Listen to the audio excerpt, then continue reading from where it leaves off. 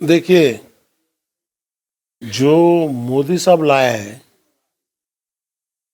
वो वफ़ की भलाई के लिए नहीं लाया है, मुसलमानों के लिए छेड़छाड़ के लिए लाया है। उनका नजरिया, अगर वक्फ बोर्ड में कुछ भलाई करना हो, मुस्लिम पर्सनल बोर्ड को छोड़िए, वो भी जिस तरह से अवाम के अंदर उतरना था नहीं उतरे। उन्हें भी जो है एयर कंडीशन रूम में बैठ के ही कर रहे हैं। पूरे नुमाइंदों को पूरे हिंदुस्तान से लिए नहीं, चुने हुए लोग हैं उसमें। मैं उसके बारे में नहीं जाता, लेकिन दानिश्वर हैं मुसलमानों में। मोदी बुला के उनसे पूछते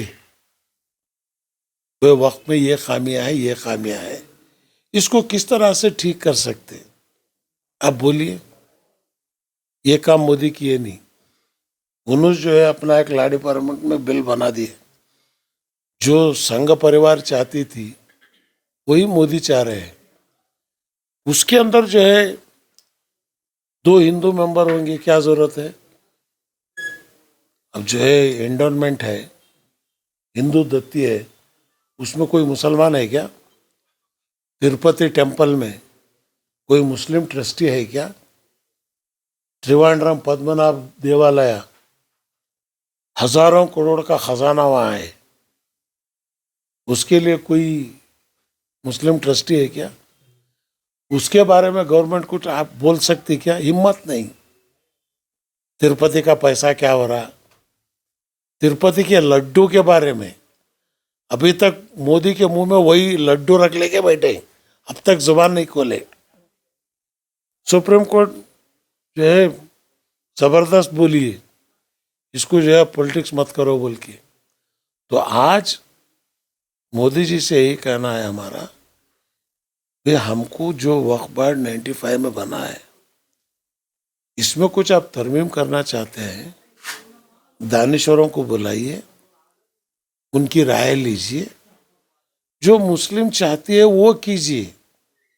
अब मैं शादी होना चाह रहा हूँ, मेरी पसंद की लड़की को मैं वो तो बोलता नहीं, ये लड़की को तुम हो। अरे तुम्हारी पसंद की लड़की को मैं बीवी बनो या मेरी पसंद की लड़की को बीवी बनो, ये जबरदस्ती है। ये जो है अनफॉर्चुनेटली मुस्लिम पर्सनल बोर्ड भी बोलने में जो है भुखला गए हैं। उनको बोलना चाहिए वक्फ क्या है। वक्फ जो है कोई गवर्नमेंट से दिया हुआ नहीं है, ये 1000 साल 1200 साल से है।